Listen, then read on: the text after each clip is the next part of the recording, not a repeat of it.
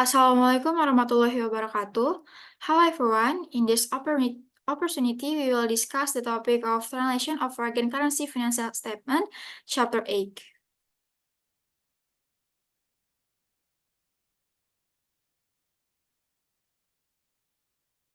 I will introduce the member of Group 3. I'm Suci Maharani and my colleague is Griselda Ladina Maharani.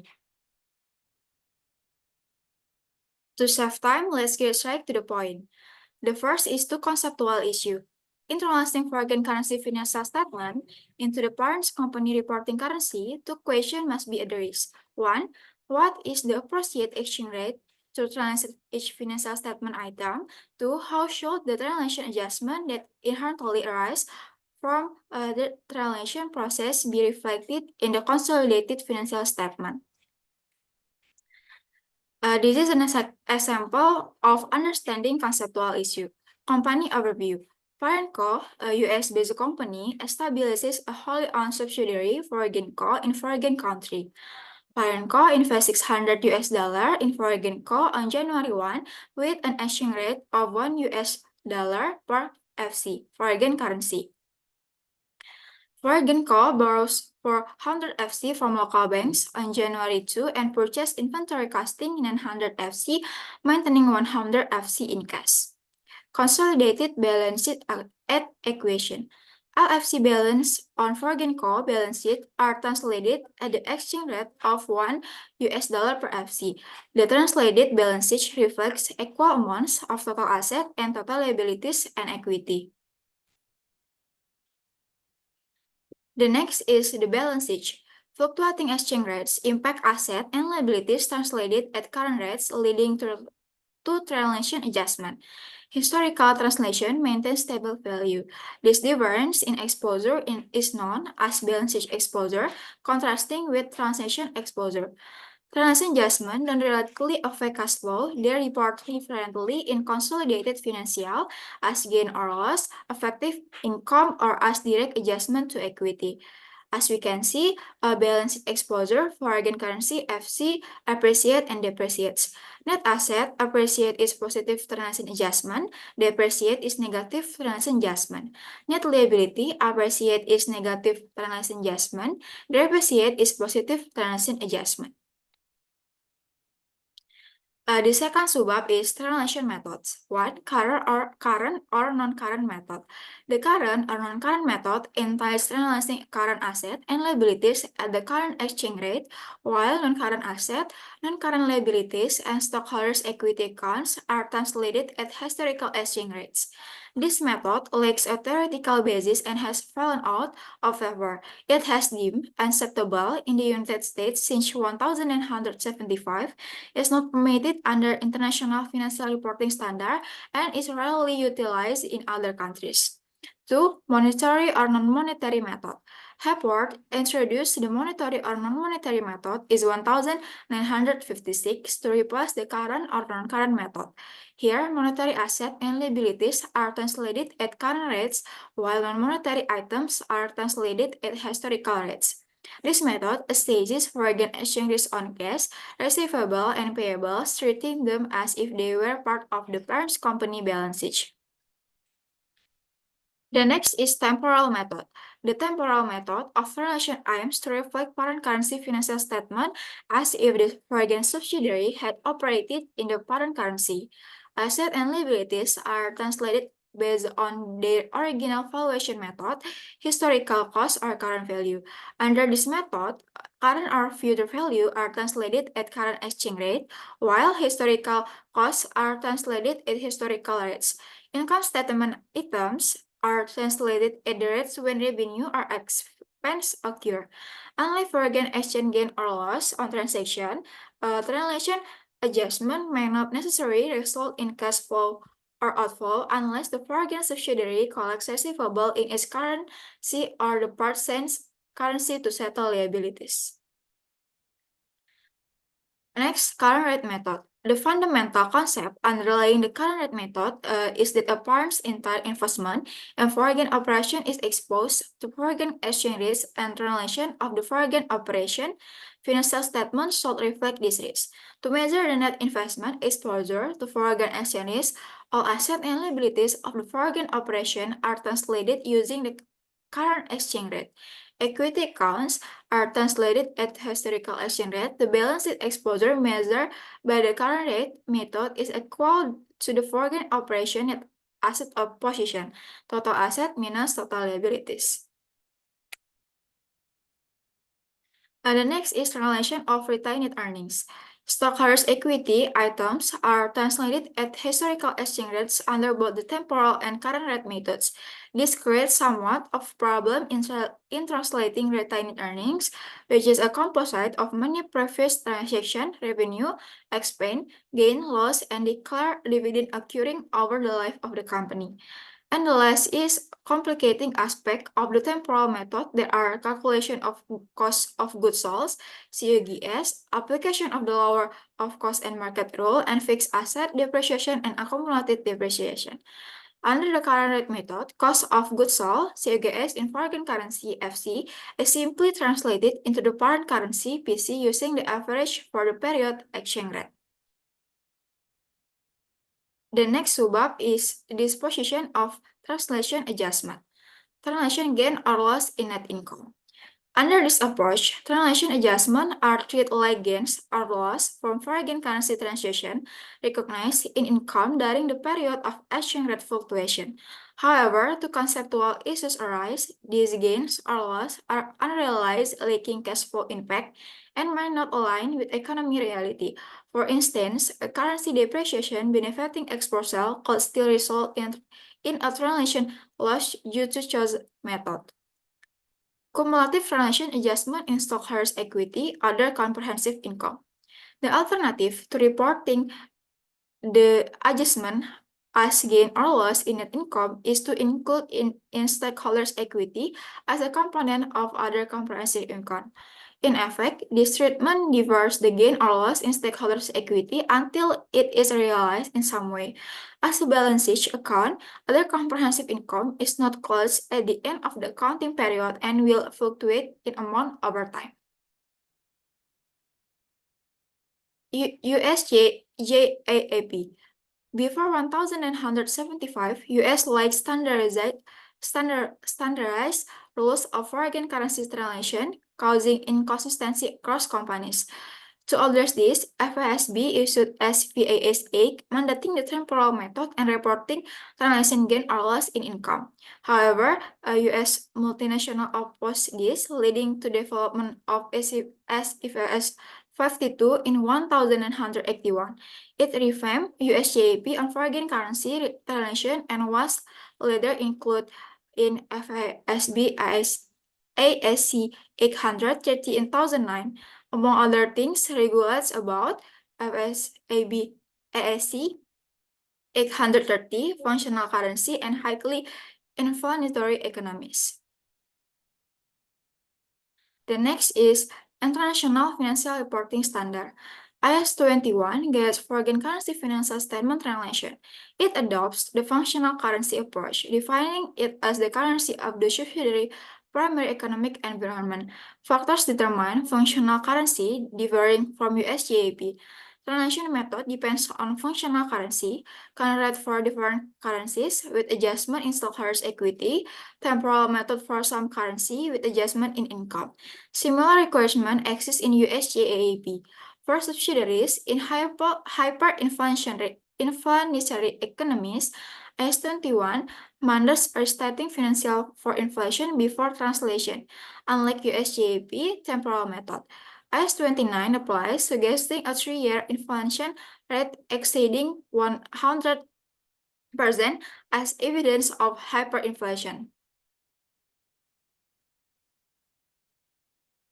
The translated process illustrated. To demonstrate the translation procedure under IFRS and USGAP, let's consider Multico, a US company forming a wholly owned subsidiary in Italy, Italco, on December 31 year 0, investing $1 million equivalent to 1 million euro. Itaco started with 1 million euro in equity and 400,000 euro in net monetary asset. During year 1, Itaco makes purchase, sell goods, and incur expense, generating 825,000 euro in income, with 325,000 euro in dividends declared. Financial statement for year 1 in euros are provided to translate euro financial into US dollars, we need exchange rate. This is an illustrative example that you can see.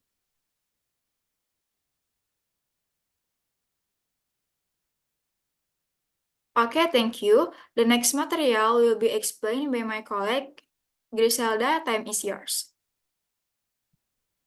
Thank you. The next material is about translation of financial statements, current rate method. The first step in translating foreign currency financial statement is the determination of the functional currency. Assuming that the euro is the functional currency, the income statement and statement of retained earnings will be translated into US dollars using the current rate method. The translation adjustment can be derived as a balancing figure that brings the balance sheet back into balance. The translation adjustment also can be calculated by considering the impact of exchange rate change on the beginning balance and subsequent change in the net asset position. The following steps are applied. The first, the net asset balance of the subsidiary at the beginning of the year is translated at the exchange rate in the effect on that date. 2. Individual increases and decreases in the net asset balance during the year are translated at the rate in effect when those increase and decrease occur. Only a few events actually change net asset. Example, net income, dividends, stock issuance, and the acquisition of treasury stock. Transactions such as the acquisition of equipment or the payment of a liability have no effect on total net asset. Third, the translated beginning net asset balance and the translated value of the individual chains are then combined to arrive at the relative value of the net asset being held prior to the impact of any exchange rate fluctuation. Fourth, the ending net asset balance is then translated at the current exchange rate to determine the reported value after all exchange rate changes have occurred. And the last, the translated value of the net asset prior to any rate change is compared with the ending translate value. The difference is the result of exchange rate during the period. If point C is greater than point D, then a negative debit translation adjustment arises. If point D is greater than point C, a positive credit translation adjustment results. Next.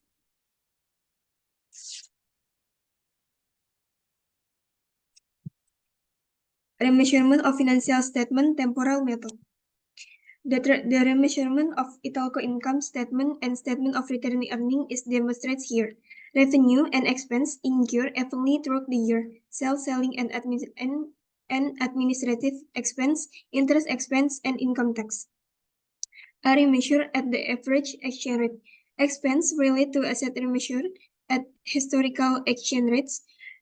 Depreciation expense and amortization expense are themselves remeasured at relevant historical rates. Cost of goods sold is remeasured at historical exchange rate using the following procedure. Beginning inventory was acquired on January 1st and is remeasured at the exchange rate from that date. $1 purchases were made evenly throughout the year and are therefore remeasured at the average rate for the year. $0.95.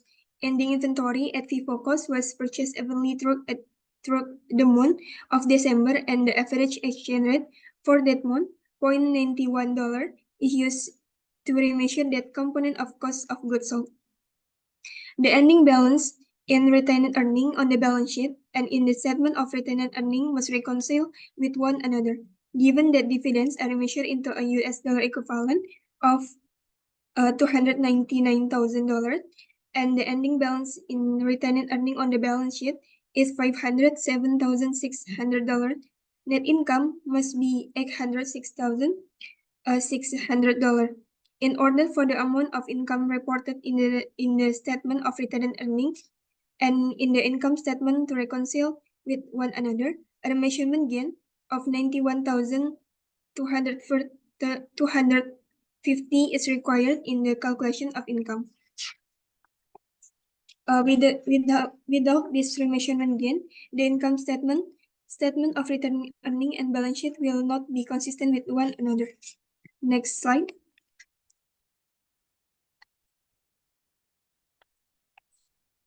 If Italco had maintained its net monetary asset position cash of €400,000 for the entire year, a remeasurement loss of $40,000 would have resulted. The euro amount held in cash was $400,000 at the beginning of the year and $360,000. However, the net monetary asset position is not maintained. Indeed, a net monetary liability position arises. The depreciation of the foreign currency coupled with an increase in net monetary liabilities generate a remeasurement gain for the year. Next slide.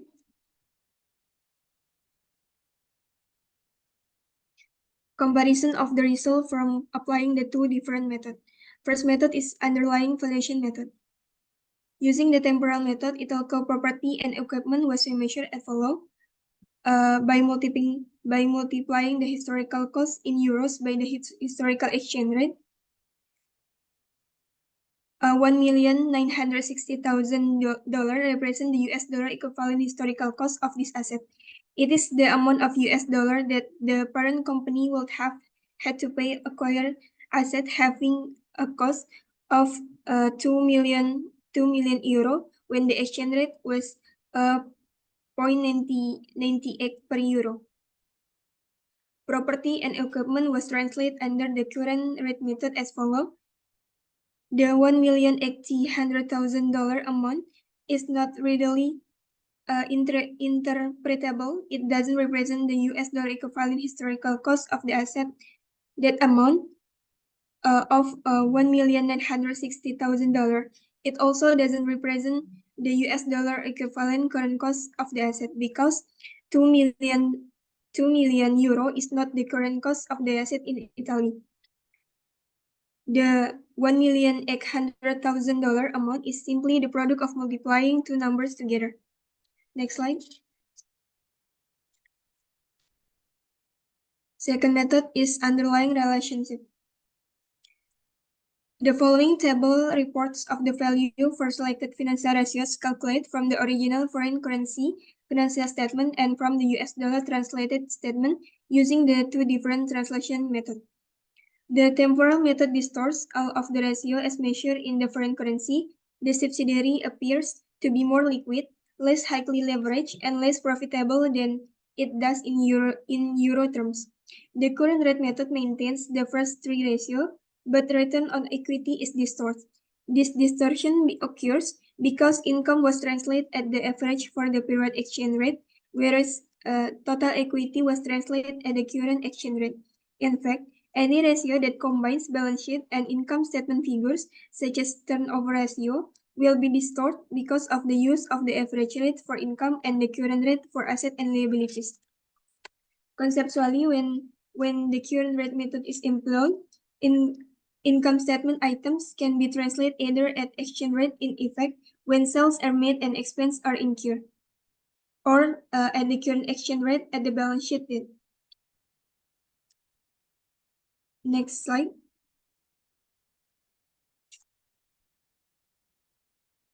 Next material is hedging balance sheet exposure. When a foreign operation is determined to have the parent reporting currency as its functional currency or is located in a highly inflationary economy, the measurement gains and loss will be reported in the consolidated income statement. Management of multinational companies might wish to avoid reporting the measurement loss in income because of the perceived negative impact like this has on the company's stock price or the adverse effect on incentive compensation. Likewise, when the foreign operation has a foreign currency as its functional currency, management might wish to avoid reporting negative translation adjustment in stockholders' equity because of the adverse impact on ratios such as the debt to equity ratio. Translation adjustment and remeasurement gains or loss are a function of two factors. First, change in the exchange rate, and two, balance sheet exposure. While individual companies have no influence over exchange rate, there are several techniques that parent companies can use to hedge the balance sheet exposure of their foreign operation. Each of these techniques involves creating an equilibrium between foreign currency asset and foreign currency liabilities balance that are translated at current exchange rate. Next slide.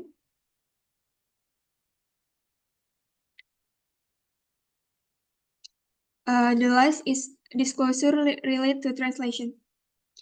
Exhibit 8.12 demonstrate this method of disclosure as used by Mattel Incorporation. In 2009, Mattel has 3 items that affect AOCI, including one label currency translation adjustment. The company doesn't disclose the balance in currency translation adjustment at the end of each year, just the change in the account for the year. A positive translation adjustment credit balance was added to AOCI in 2009, $52,210 million. Although not present in Exhibit 8.12, Mattel had a negative currency translation adjustment of $192,577 million in 2008 and a positive currency translation adjustment of $52,210 million in 2007. From the sign of this translation adjustment reported in AOCI, we can infer that the currencies in which Mattel foreign subsidiary operate, on average, appreciated against the US dollar in 2007 and 2009, but depreciated against the US dollars in 2008. Next slide. Okay, that's what we can present. If you have a question, please raise hand or comment below. Thank you. Wassalamualaikum warahmatullahi wabarakatuh.